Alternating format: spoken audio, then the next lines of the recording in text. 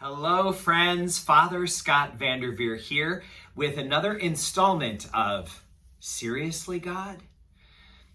Today we're talking about the way God responds to our prayers and what to do when the response that God gives us is no. A lot of us have grown up talking about prayers in terms of prayers being answered or not answered. It's understandable that that's the view that many people bring. But we think of prayer as being either answered by God right away or by being ignored by God. God didn't answer my prayer. My prayers were not answered. And so this brings up a very interesting opportunity for us to talk about what God does with our prayers. God does not answer prayers. God responds to prayers. Think about that. Respond is the word that describes God's connection with us through prayer. God is responsive. God hears the prayer and responds to it, but responds to it in a way that is appropriate to our situation in light of God's supernatural knowledge and wisdom. God responds to our prayers by saying, go for it, go, green light. Or, I need you to wait on this. I need you to learn something from this. Grow. I need you to grow a little bit through this yellow light experience. Not so fast.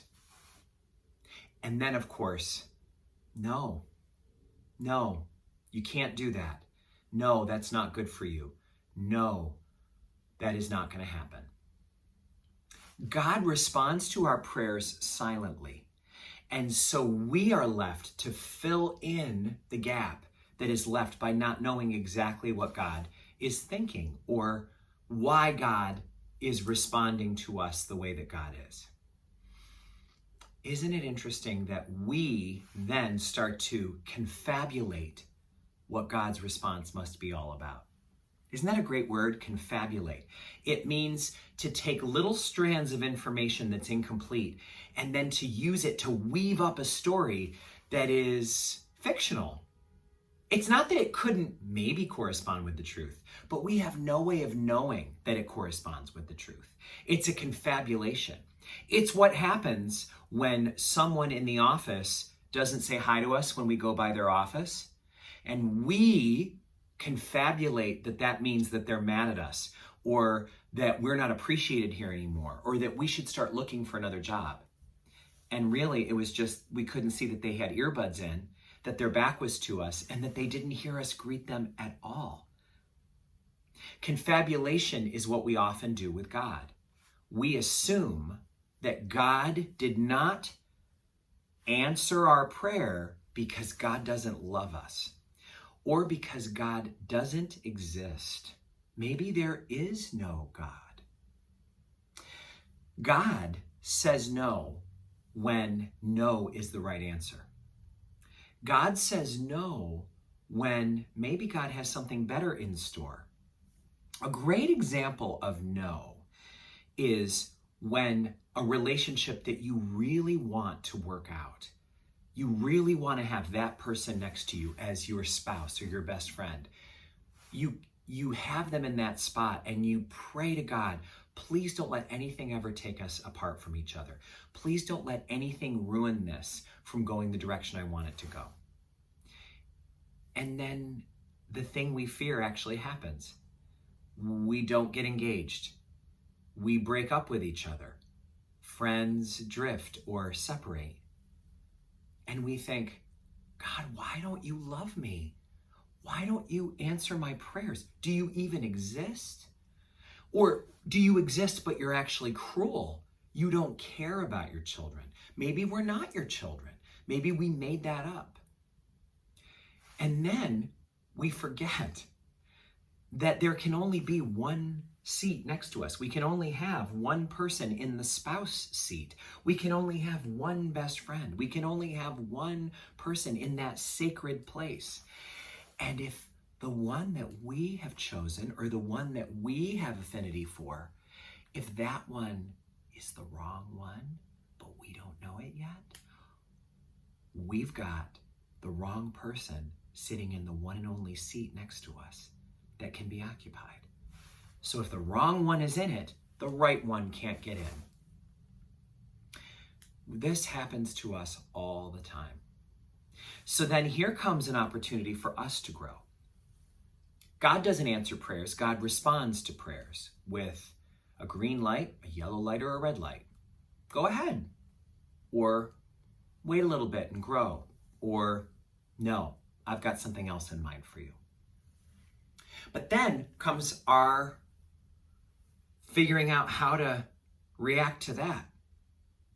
This is where we need to do the same thing we do in all things in life. We need to imitate God. We need to imitate God's way of approaching a situation. God doesn't answer prayers. God responds to prayers. Likewise, we shouldn't react to God's will in our lives. We should respond to God's will in our lives. The difference between reacting and responding is the difference between using our instincts or our gut knee-jerk reaction to something versus having a pause, a breath, a chance to say, what possibly could be happening here? What could be on the list, on the smorgasbord of reasons that God might have directed me away from this? What is it that allows us to expect that we who are creatures know better what is good for us and for any situation on earth than our Maker does? What is it about us that has that sense that we know best? What is it? I don't know, but I know that I suffer just as you do from this. So just as we have to shift our understanding of God always answering our prayers instead of just responding in a holistic way to our prayers, in that same way, we need to not react to everything that happens in our life reactively, like a knee-jerk reaction, a kind of habitual, involuntary, compulsive response, like, how dare you? Instead, can we respond just as God responds? As this chapter of Seriously God has pointed out, there could be infinite good reasons why God does not want to co-sign our plan for how our life should unfold.